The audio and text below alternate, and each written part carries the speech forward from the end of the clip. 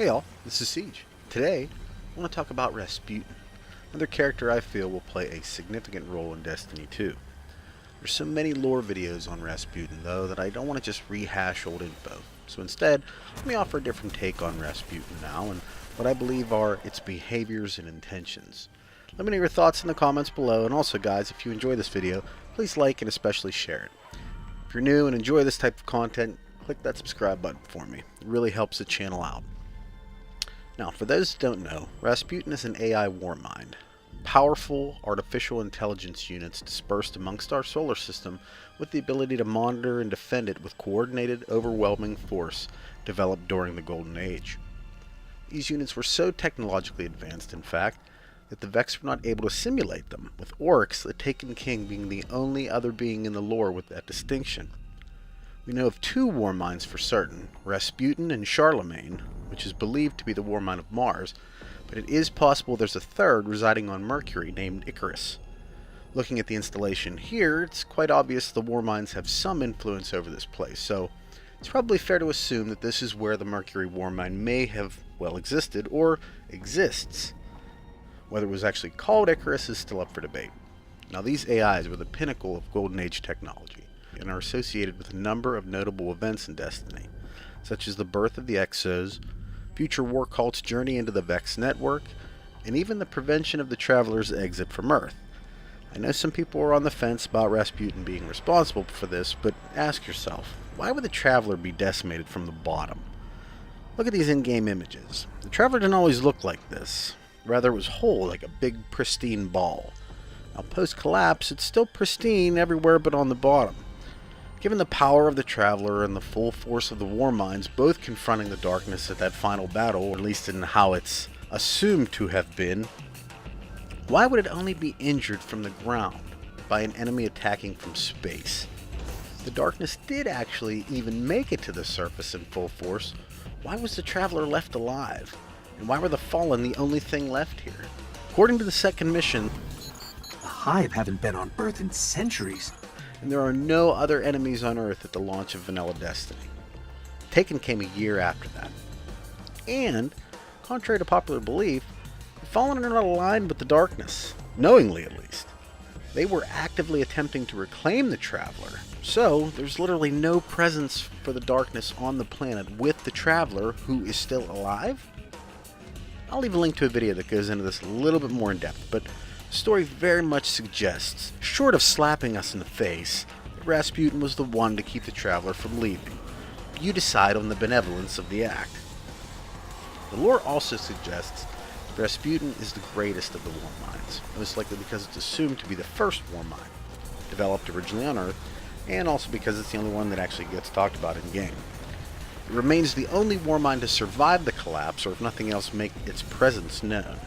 Now, in the Warmind mission, we come to find out that the Fallen are trying to tap into classified information and are being blocked by the Warmind's protocols. They didn't get much. Kept hitting an active firewall. Old Earth. Russian.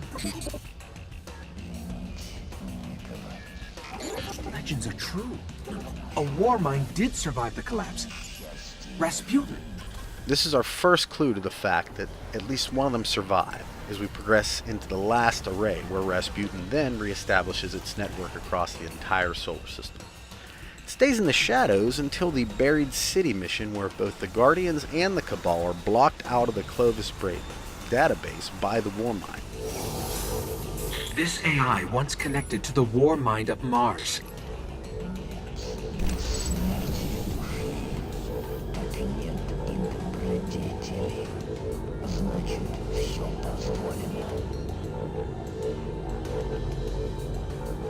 Rasputin's controlling it. I can't get in, and neither could the Cabal. He's everywhere now. It's interesting to note that Rasputin is shown to have control on Mars as well, asking the question if there even exist war minds at all at this point. If the rest of them died, or if they've potentially joined into one consciousness as Rasputin. The story ends with the Dust Palace strike, where the Scion Flayers are able to communicate with Rasputin, but are ejected from the core and killed before it's possible to find out what they discussed.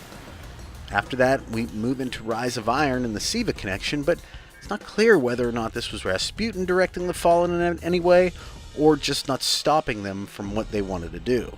What is clear is that the Siva Grimoire cards highlighting the memories of Axis portray a fairly obvious progression towards indoctrination, at least at some very real level. In the memories, Axis speaks of killing with its hand, and yet it is not me. It is my mind that is changed, and yet it is not my mind, but another consciousness that is different from my own. And finally, I feel there is a choice to be made, and yet I have made no choice. The choice was made for me. And those are just to highlight a few. What do you think? Did Axis control Siva, or was something else pulling his strings through Siva?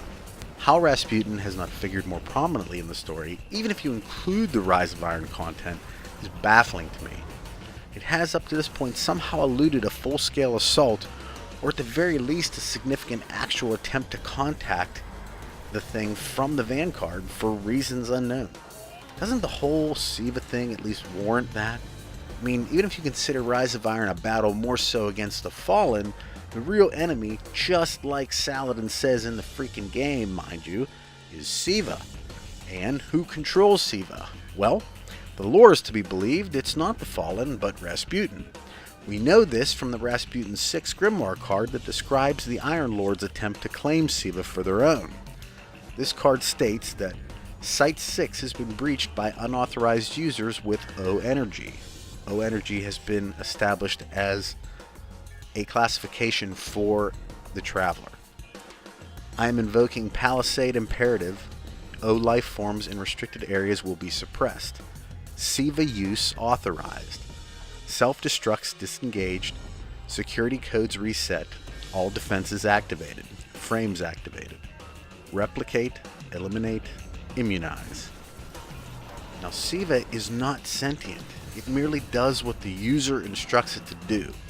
Rasputin, on the other hand, is sentient in the fact that it has the power to both activate Siva in order to repel the Iron Lords and call it off once the defense was complete. Should give a pretty good idea of who, or I guess what, actually controls Siva. And why would that control ever go away?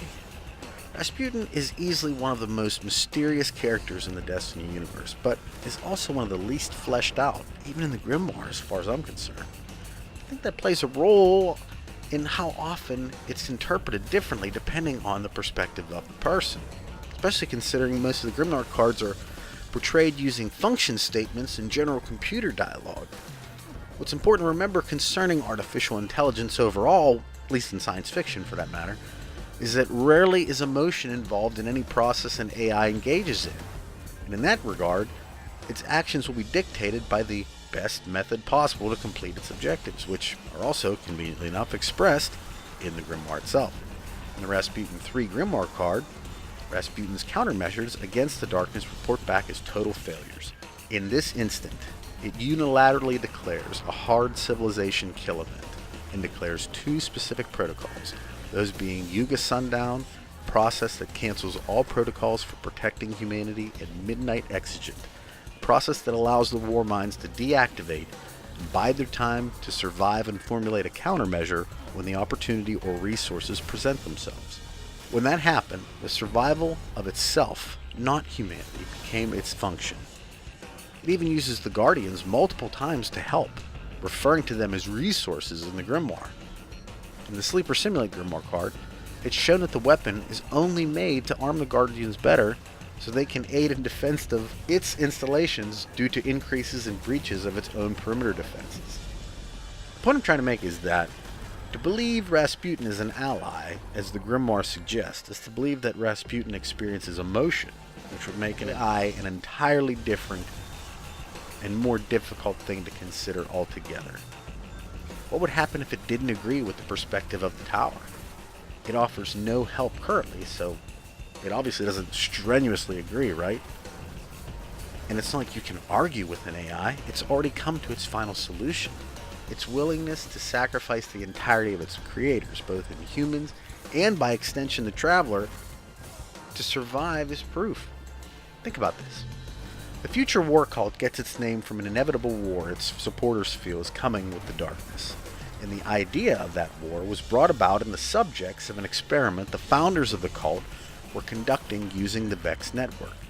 Now, using this system, the subjects were transported to different points in time, and although it's not certain if this process is actually physical or just appears as visions, what is known is that Rasputin was needed to develop a drug to counter the negative effects of the process, which included death of the patient in certain instances.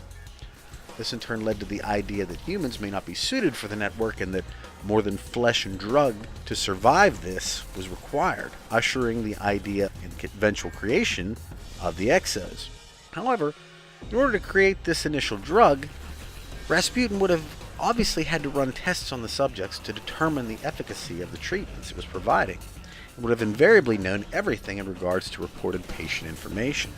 Because of this, it would no doubt know about the context of these visions of a future war, one that has prompted an entire faction of support, and would have factored this into its final solution. After all, it's freaking AI, you know? Could it not be possible, then, that Rasputin, using the information recorded in its database, could have also seen this war as inevitable, and based upon the failing efforts of the countermeasures being used against the darkness in the initial portions of the collapse, invoke these protocols before it was anywhere near Earth?